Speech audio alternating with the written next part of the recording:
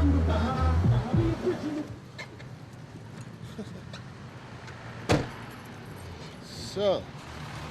welcome to Thailand. Hi, my name is Dennis James, IFBB professional bodybuilder. 31 years old, born and raised in Germany, now living in Thailand, Pattaya City. I'm an American citizen though. My father was in the service, my mother's German. So my father was stationed in Germany, met my mother, and actually they're still living in Germany. Yeah, I lived in Germany all my life, went to school in Germany, finished my school in Germany, graduated, and also worked for BMW. I never lived in America. I went back to visit my grandmother a couple of times, but I never lived in the U.S. I was always in Germany. My whole childhood I was in Germany. I was athletic and a menace. They even called me Dennis the Menace when I was little, so I always had something going on in my mind, and I always, messed up something. I always, just joked around with somebody. But basically, I played soccer all my life. But I was in the team since I was 5 years old.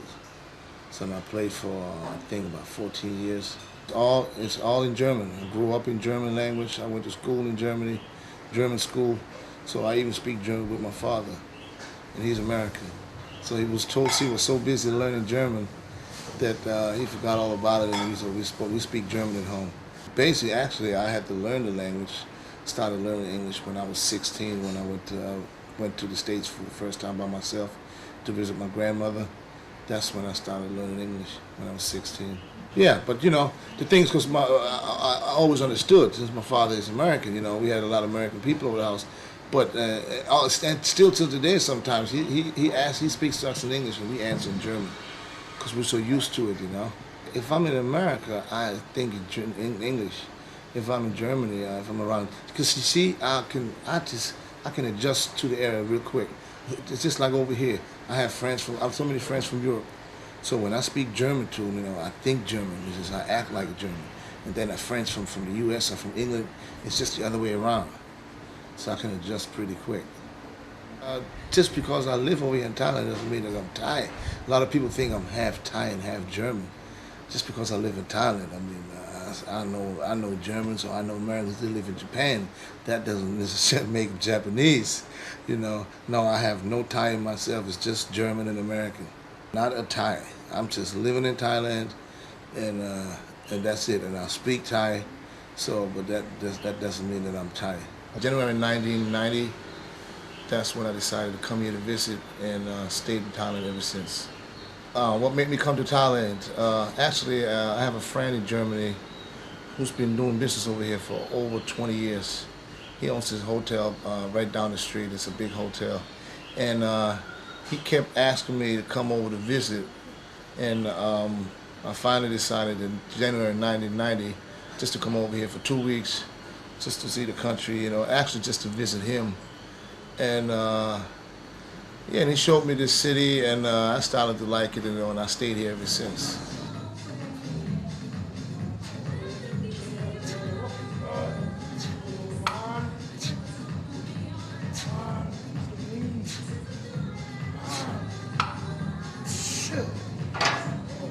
I started training June '92. I don't remember the exact date, but I know it was June, because it gave me at least exactly 3 months before I did my first, 1 year and 3 months before I did my first show. And it all started because after a couple of months of training, I was walking down by the beach, and this guy from Germany, he came up to me, asked me, do I compete, or what show I'm getting ready for. And I told him I'm not competing, I'm just here training. He told me, yeah, you're such a talent. And he invited me to Germany, to his house, to meet the president of the NABA Association, which I competed for first.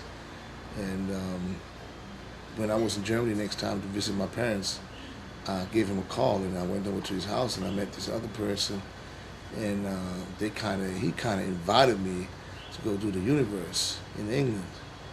First of all, it started because he put this tape in of the Mr. Universe in 1992. So what happened was, after that, he looked at me and asked me, could I hang with these people? And I thought he was playing, so I said, yeah.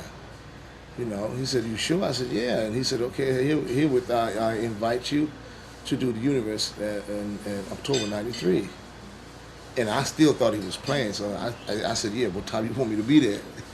And he told me, yeah, you can do the national qualifier for the German national team for the Universe, just to see if I can hang with the standard or not. And which I did, and I went over there, and he invited me to do the Universe. And after 1 year and 3 months, in October '93, I think it was October 5th or 14th, I'm not remember. But I went to do the Mr. Universe, and I placed fourth, my first show. So and then after the show, I figured, yeah, if you can be fourth, you can do better than that. So I came back to Thailand, and I started training. And since I was qualified for the next year's Universe, because I was a finalist, I said, okay, then you just go for it. And you just see, how good you can get. And so I prepared for the '94 Mr. Universe. But that little gym that we had over here wasn't quite enough equipment for me to train. So I figured I'd just open up my own gym, which I did in '94. And that's the Universe gym. I opened that up February '94. And I said, I was looking for a name, and I said, how could you call it? How could you name the gym? And I said, okay, you're going to win the Mr. Universe, so you name it Universe Gym. That way you'll have the title and the gym. So I named the Universe Gym in February '94, and went back to the Universe in October '94, and was placed first runner-up. So I didn't win, so I was the second, behind the guy from the U.S. And so I said, okay, I'm gonna just give it one more try, which I did in '95. I won the Mr. Universe. Then after that, they gave me not a pro card, but then you're allowed to turn pro, NABA pro, so you can do the pro show, which they only have one. It's the professional Mr. Universe. It's also in England. It's the same day as the amateur Mr. Universe, and I did that too in '96 and placed first runner-up again. And but after that, I figured this is not it. I think my dream was always to compete IFBB, but I know it was really hard for me since I was an American citizen. I was not familiar with the U.S., and especially because I know that they're the best guys coming out there out of America. So, but I knew what I had to do is there's only two ways. I said either you go to the World Championship, the Amateur Universe IFBB to get your pro card, or you got to compete in the U.S. and win the national show, which is probably even harder.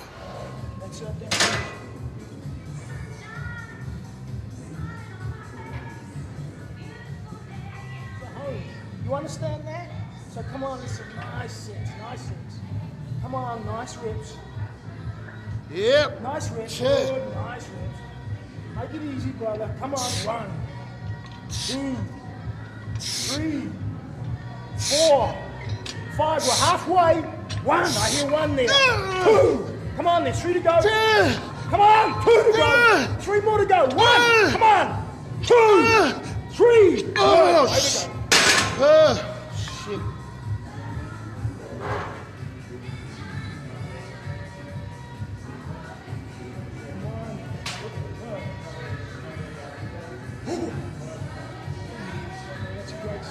Can't even lift my arm up no more. So I have to excuse me. But it's all his fault. Can't lift my arms up no more. Oh, when I first went to goals, yeah, I can tell you the exact date. That was 2nd of July, '97. That was when before I even met John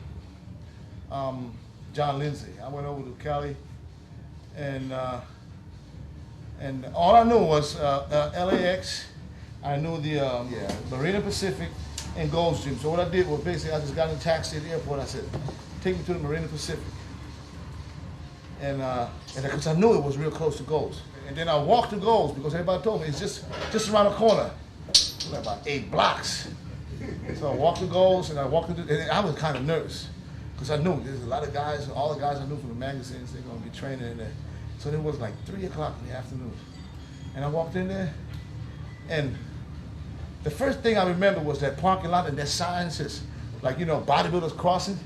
See that street sign they have? So I walked through the door, saw this big hall. I was like, damn, that's a big gym. You know, that was just the first part of the gym. And I thought, because everybody kept walking down further to the left, I thought it was like dressing rooms and, you know, showers and stuff. So I said, well, let's go get changed. I walked through another hall. From there to another one, and then way in the back was the aerobic hall. But, just like I said, there was so much fancy equipment. It was unbelievable, you know. Like, the instructions, like books, you know. So this is, whatever this is for, you know. You need to strap yourself up with seat belts and, you know, get a physical before you, yeah, you get a physical, get a physical checkup, you know, to make sure you don't fall out the machine. Yeah. Do they have safety belts in the machines? Some of them, yeah. Some of them. Yeah, you know, just in case you do over 200 miles an hour. Yeah, you need safety belts, you know, just in case you crash, airbag and stuff, you know. Airbags? We don't have any airbags over here. No airbags. There was no airbags. No, there was no airbags. Flex, I carrying, hammer strength. Oh, what's the day? Tuesday. Let's go hammer. Let's have a hammer day. Shit. Over here, every day is the same. You can train legs, back, shoulders, all on one day. Shit. Yeah. So we don't have the fancy equipment. With my girlfriend, but we got the girls. We got the women up here in the go-go bars. And you know what else? It's a lot cheaper. Damn. When it comes to training, back to basics. Mm-hmm. No, I don't miss no glute machine. We have other distractions. Yeah, we find ways to we get out. find other ways. Yeah, we find other ways to get our glutes separated. Yeah, that's right. We don't need no machines for that. Where there's a will, there's a way, you know.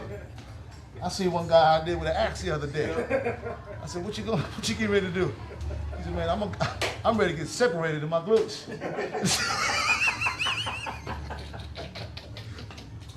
Said, my glute machine is full deep squat. You know what I mean? Get this thing right for a set. Okay, we're an athlete in male. Okay. My height is 173.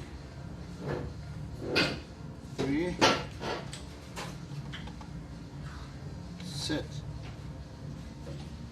Okay. Now.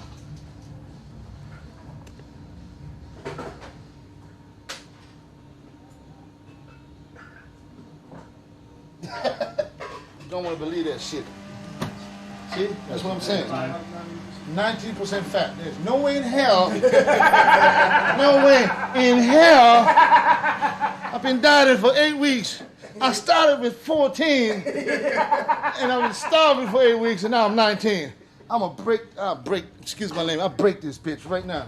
But what I'm saying is, if I step on it now, and if you lift me up 10 kilos, I'll be probably 12. That's what I mean. Now you're gonna edit that out, right? Because some people don't understand. They just see 19. I said, damn, that fool is fat. 123.4 times 2.2, 271.5. How much you are last year? Actually, last time on stage. 247. How much do you think you're gonna be on stage? Probably, hopefully around 255. That was my goal.